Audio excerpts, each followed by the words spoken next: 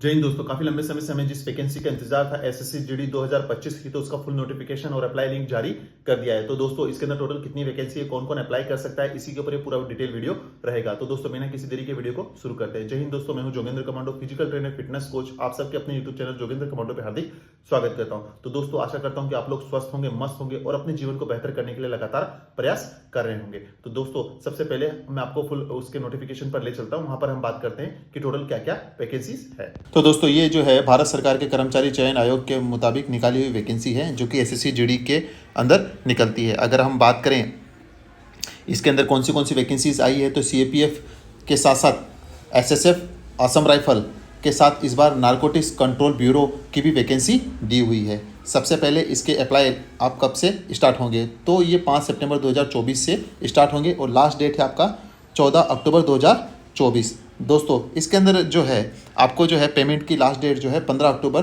2024 रात को 11 बजे से पहले आपको जो अगर फीस है वो आपको पेमेंट करनी रहेगी। दोस्तों इसके बाद में अगर देखिए कभी कभी किसी प्रकार की कोई गलती हो जाती है, आप जब फॉर्म फिल करते हैं तब आपने कोई फॉर्म गलत कर दिया हो, आप जर्नल के होंगे, एसटी से कर दिए होंगे, या फिर ऐसी कोई गलती होगी नाम में या फिर किसी भी डॉक्यूमेंट में, तो क्रूशियल डेट जो है इसमें करेक्शन विंडो ओपन होगा, जो कि है 5 नवंबर 2024 से 7 नवंबर 2024 के बीच में ओपन होगा। वहाँ पर आपकी जो भी कोई गलती हो आप उसको सुधार सकते हैं।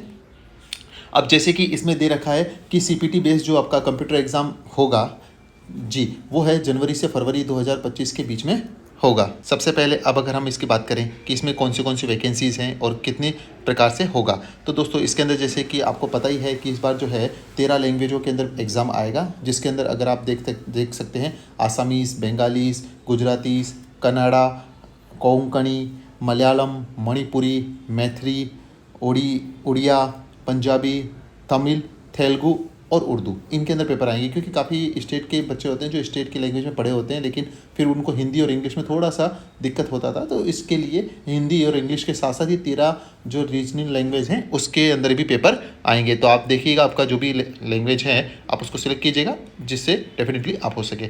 अब बात करें उसके बाद में रिटर्न होने के बाद में आपका पीटी पीएचटी होगा, उसके बाद डॉक्यूमेंट वेरिफिकेशन और लास्ट में होगा मेडिकल।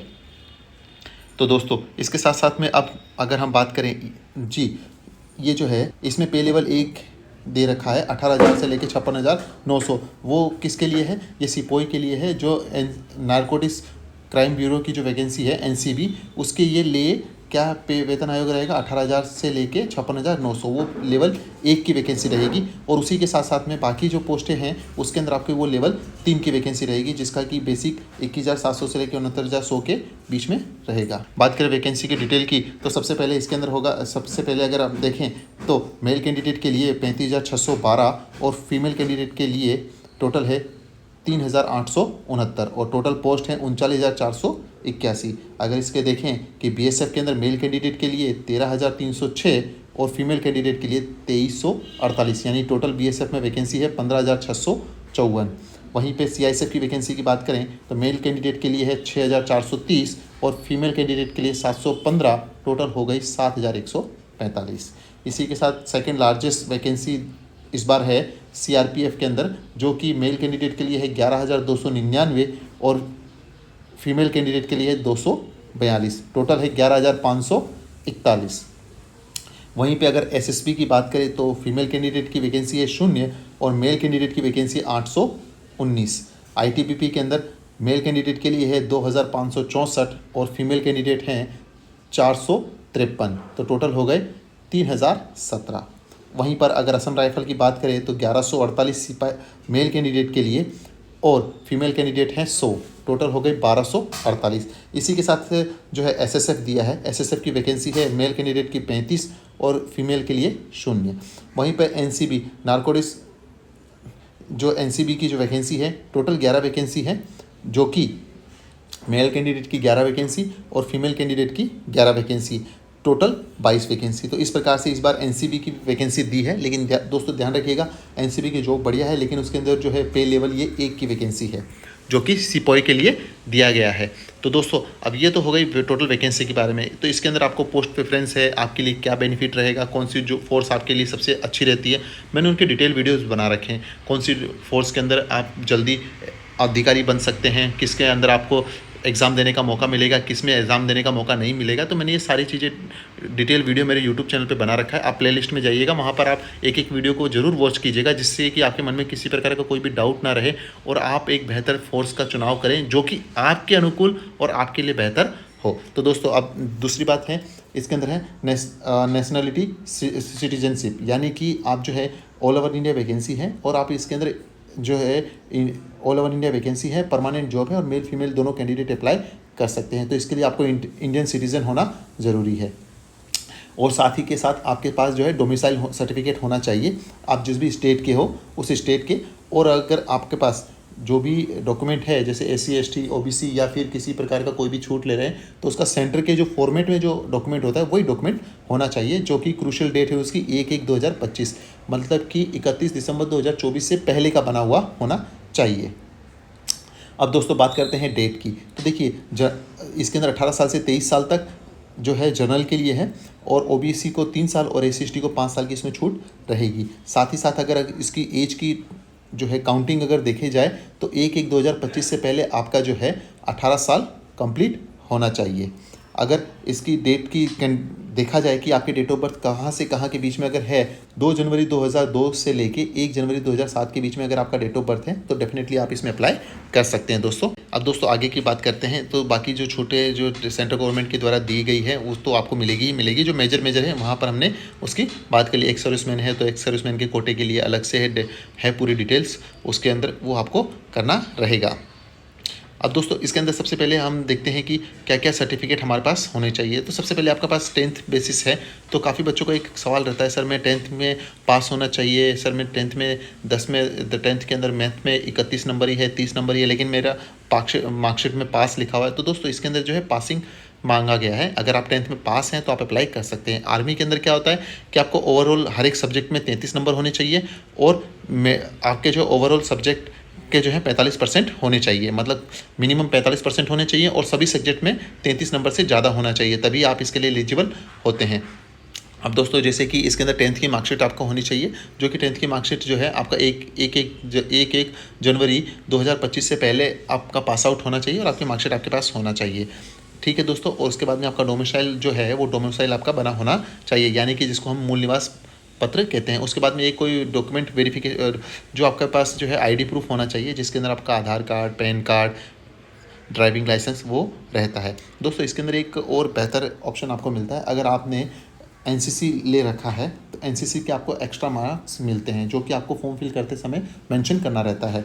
देखिए एनसीसी का ए सर्टिफिकेट है तो 2%, बी सर्टिफिकेट में 3% और सी सर्टिफिकेट में 5%। ये जो है टोटल आपके मार्क जो है 160 नंबर के उसके हैं, यानी कि अगर आपके पास ए यहाँ है तो 160 का अगर 2% हम देखते हैं तो 3.2 नंबर आपको एक्स्ट्रा मिलेंगे। ठीक है, इसी प्रकार से आगे की ओर ये बढ़ते रहेंगे दोस्त। यहाँ पर अगर आपके पास एनसीसी सर्टिफिकेट है तो आपको डेफिनेटली उसके अंदर करना चाहिए। और एनसीसी सर्टिफिकेट का भी देखिए इन्होंने डेट दे रखा है 1 जनवरी 2025 से पहले, यानी कि क्रूशियल डेट से पहले का ही होना चाहिए। आपके अगर बाद में आएगा तो वो नहीं मान्य रहेगा, उससे पहले का है तो आप डेफिनेटली उसके अंदर अप्लाई कर सकते हैं।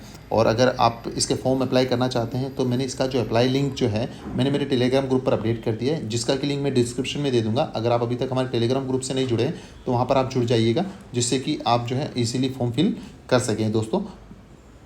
अब दोस्तों इसके अंदर देखिए एप्लीकेशन फ़ीस है 100 रुपये। एप्लीकेशन फ़ीस जो है आपको 100 रुपये पे करनी रहती है और जिसकी की लास्ट डेट है 15 अक्टूबर 2024 से पहले आपको पेमेंट करना रहेगा। और करेक्शन विंडो का मैंने आपको बता ही दिया, 5/11/2024 को ओपन होगा, 5 नवंबर से लेके 7 नवंबर के बीच में। अगर आपसे कोई गलती हो जाती है तो आप वहाँ पर जाकर सुधार सकते हैं, नाम में कोई डॉक्यूमेंट में। अगर गलती से आप जर्नल में बिलोंग करते हैं लेकिन आपने SC ST को सिलेक्ट कर लिया है, NCC के सर्टिफिकेट दे दिए लेकिन आपका आया नहीं, तो वो अगर आपके पास है तो आप उसको जो है चेंज कर सकते हैं दोस्तों। अब इसके बाद में जैसे ही आपका रिटर्न एग्ज़ाम के अंदर क्या क्या रहेगा, तो रिटर्न एग्ज़ाम के लिए मैं आपको बताना चाहूँगा दोस्तों, टोटल आपके 80 क्वेश्चन आएंगे, एक क्वेश्चन का 2 मार्क होगा। ठीक है दोस्तों, और टोटल टाइमिंग रहेगा इसमें 60 मिनट का, 60 मिनट यानी 1 घंटे के अंदर आपको 80 क्वेश्चन करने रहेंगे। अगर पार्ट वाइज बात करें तो जनरल इंटेलिजेंस एंड रीजनिंग के आपके 20 क्वेश्चन आएंगे। General acknowledge and general awareness GK GS के जो है आपके 20 क्वेश्चन आएंगे।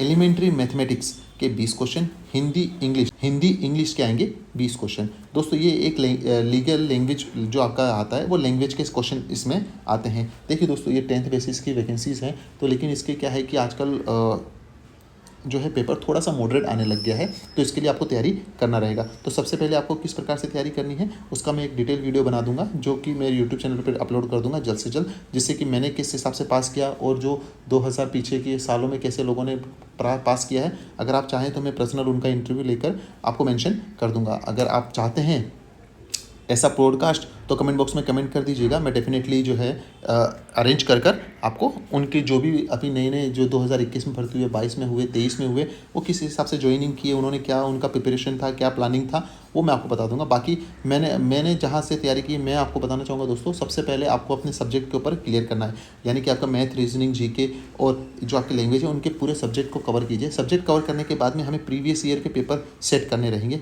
आप लास्ट 5 साल के प्रीवियस ईयर के पेपर सेट जैसे आप करेंगे तो आपको डेफिनेटली आपको अंदाज़ा हो जाएगा कि पेपर का जो लेवल है वो कितने लेवल तक या कितने हार्ड क्वेश्चन आते हैं दोस्तों।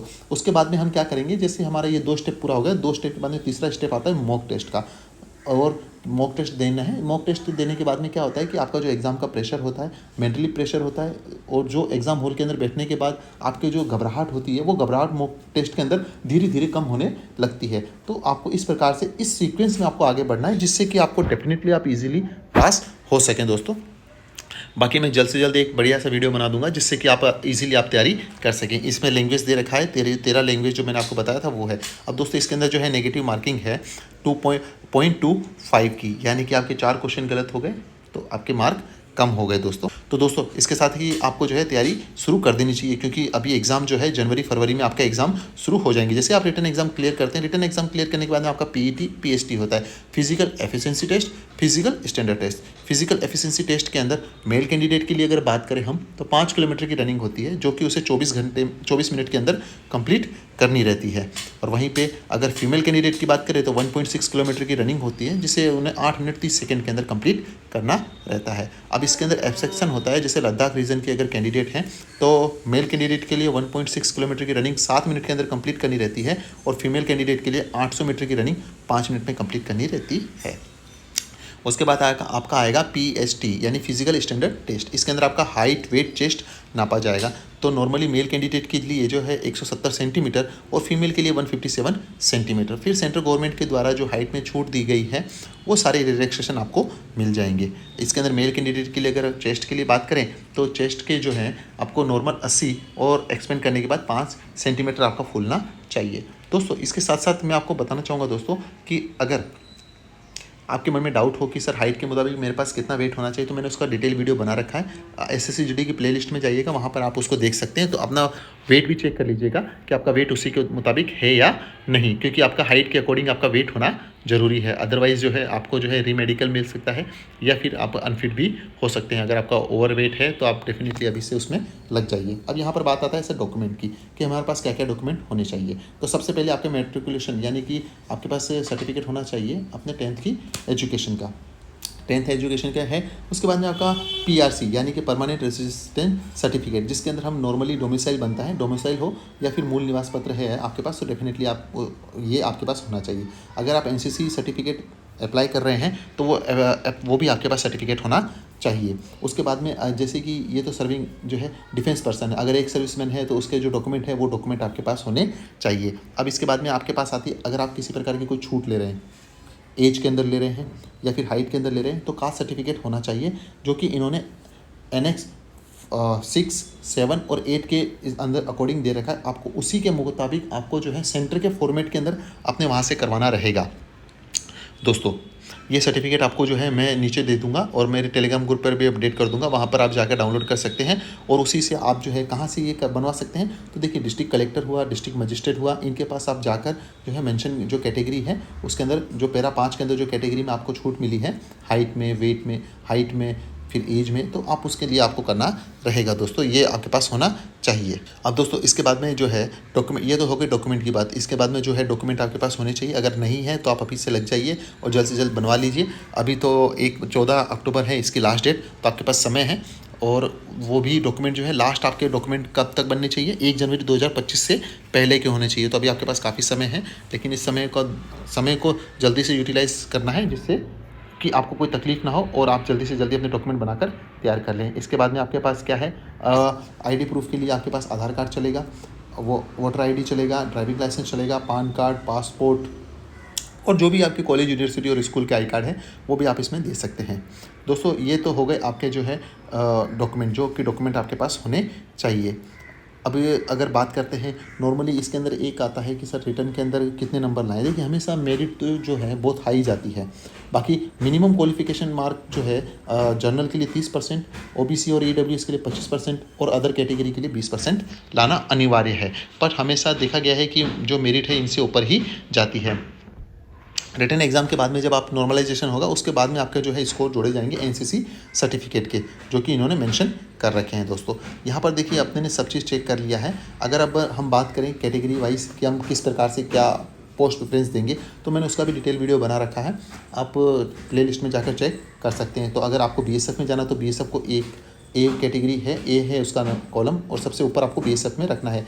अगर आपको एनसीबी में जाना है तो जी है उसका कोड, सबसे पहले आपको जी रखना है। तो जो भी आपके लिए बेस्ट है, जो जिसमें आपको जाना है, जिस हिसाब से रैंकिंग है। देखिए कोई आदमी सोचता है कि मैं वैकेंसीज़ के मुताबिक उसको अप्लाई करूं कि कौन से में ज़्यादा वैकेंसी है मैं उसमें पहले जाऊं, या फिर कोई ये सोचता है कि नहीं मेरा गोल ही है बीएसएफ में जाना, सीआरपीएफ में जाना, मेरा गोल ही है असम राइफल में जाना, एनसीबी में जाना। तो वो उस हिसाब से आप अपने गोल के मुताबिक या फिर जो आपकी इच्छा है उसके मुताबिक आप इसको रख सकते हैं। तो दोस्तों यहाँ पर मैंने जो है अपने अधिकतर सारी डिटेल्स इसमें कवर कर ली है। बाकी इसका नोटिफिकेशन जो है मैं मेरे टेलीग्राम ग्रुप पर अपडेट कर दूँगा। तो दोस्तों यहाँ पर आपने देख लिया है कि क्या क्या हमने सारे डिस्कस कर लिए, क्या क्या चाहिए क्या नहीं चाहिए। तो दोस्तों इसका जो नोटिफिकेशन मैंने मेरे टेलीग्राम ग्रुप पर अपडेट कर दिया है, साथ में इसका अप्लाई लिंक भी, जिसका मेरे टेलीग्राम ग्रुप का लिंक मैं मेरे डिस्क्रिप्शन में डाल दूंगा। आप अगर अभी तक ज्वाइन नहीं हुए तो वहां पर जाकर आप ज्वाइन हो सकते हैं। और अगर दोस्तों आपके मन में किसी प्रकार का कोई भी डाउट हो या कमेंट हो या फिर कोई कुछ भी सवाल हो तो आप कमेंट बॉक्स में कमेंट कर सकते हैं। और अगर आपका कोई पर्सनल सवाल है तो आप मुझे इंस्टाग्राम पर डीएम कर सकते हैं। दोस्तों अगर ये वीडियो आपको पसंद आया तो वीडियो को लाइक करना मत भूलिएगा, क्योंकि आपकी एक लाइक से मैं मोटिवेट होकर और बेहतर और शानदार वीडियो बनाने की कोशिश करता रहता हूं। तो दोस्तों अगर आपने अभी तक हमारे चैनल को सब्सक्राइब नहीं किया तो चैनल को सब्सक्राइब कर बेल नोटिफिकेशन ऑन करना मत भूलिएगा, जिससे कि भविष्य में इसी प्रकार के इन्फॉर्मेटिव वीडियो आपको समय समय पर मिलते रहे। तो दोस्तों इसी के साथ मैं अलविदा लेता हूं। जय हिंद, जय भारत।